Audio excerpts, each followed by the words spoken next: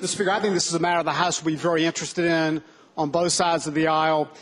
I'm going to file a bill that's come down from the governor probably in about a half an hour that deals with the problem we've both spoken about, and that is what do we do about the Department of Justice report, and what do we do about putting more money into basically transitioning, especially a lot of our folks from institutions into community service.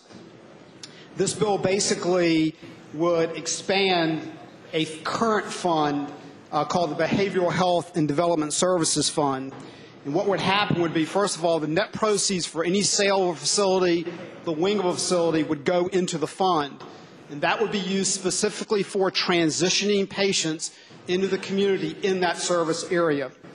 It also says that beginning on July 1st, 2011, such amounts provided in the Appropriations Act should be deposited into the fund. What that allows us to do is, and we both discussed this, allows us to basically go beyond the 100 waivers we did this year if the conference so chooses, and maybe address the problem in a more vigorous manner, which I think is very important.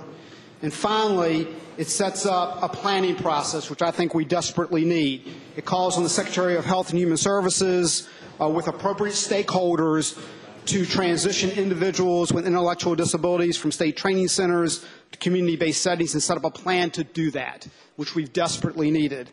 And finally, the plan calls on to reduce the number of individuals who currently reside in the training center.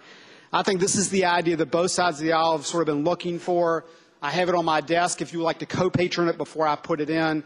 So I certainly invite all members to do that. Thank you, Mr. Speaker.